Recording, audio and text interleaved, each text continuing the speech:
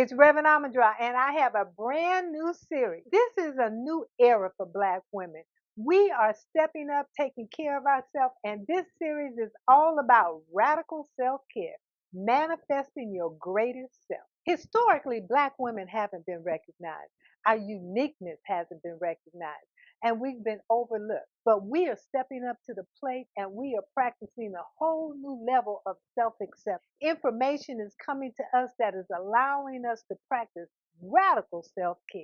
And in this series, I'm going to be looking at that internal dialogue, that voice inside that always tells us we're not quite good enough. Well, I'm going to look at it from a different perspective today. I'm going to look at it from a scientific perspective. But before I share that scientific perspective with you, I want to ask another question.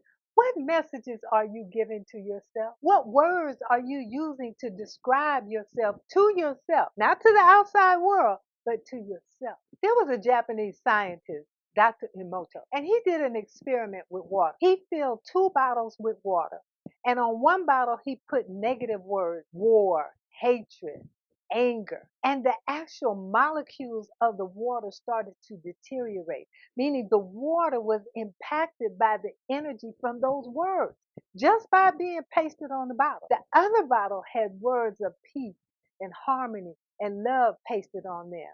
And that water did not change. The crystals were beautiful.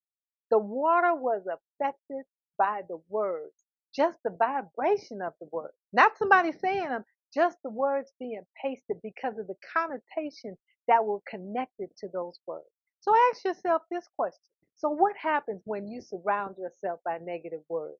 Those words upset our well-being. Words like anger and fear begin to create chemical reactions in the body. When we hear the word fear, our body goes into a state where it releases adrenaline and cortisol, and they can begin to tear the body down. When our body hears the word anger, we go into a fight or flight situation, and that causes us to freeze many times. So we don't even realize that the words that we are saying to ourselves, our internal dialogue, is impacting our physical body. I remember for years on the outside, I looked great, like I had it going on.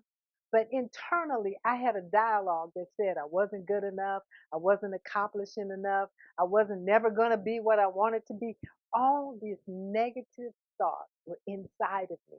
And so, what I did to soothe myself, I would drink alcohol. And that just kicked off alcoholism. So, what I thought was helping me actually turned out to hurt me. And we don't understand that many of us are doing that with behaviors that we think are harmless, but they're not. Those behaviors are originating from a self talk, an internal dialogue.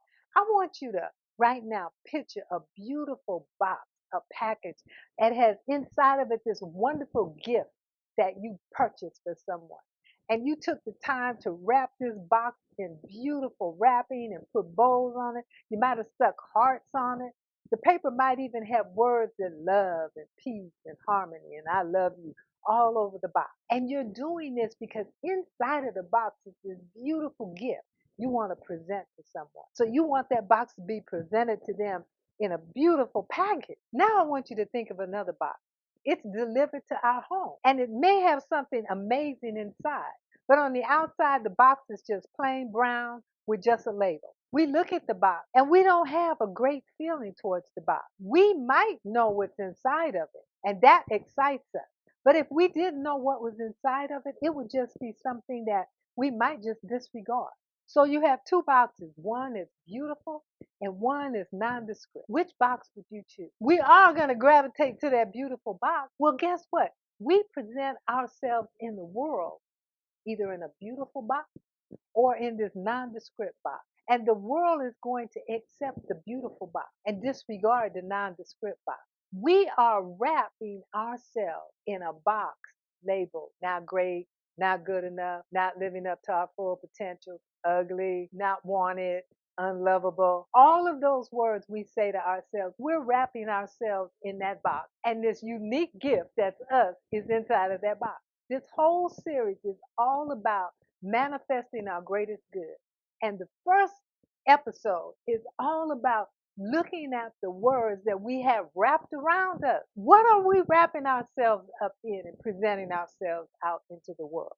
It is up to us to begin to recognize the words that we are saying to ourselves because those words are impacting us internally and externally. So I want you to take this first step towards radical self care, manifesting your greater good. Just sit down quietly by yourself and begin to write down those words that you have in your internal dialogue. And then write down the behaviors that you engage in, the patterns that you've created in your life to try to make yourself feel better.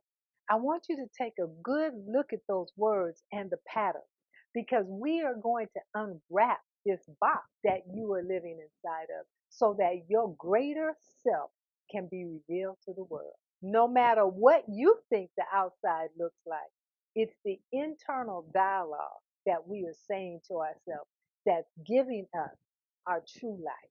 This whole manifesting your greater good, it's about unwrapping that package and allowing our true unique self to be presented to the world.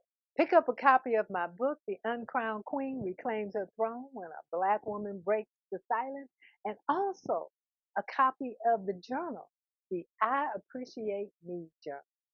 That journal begins to help us change that internal dialogue about what we're saying to ourselves. Subscribe to my channel and please send this out to others. Have a blessed week. Thank you for joining me. And remember, this is the era where we are practicing radical self care and manifesting your greatest self.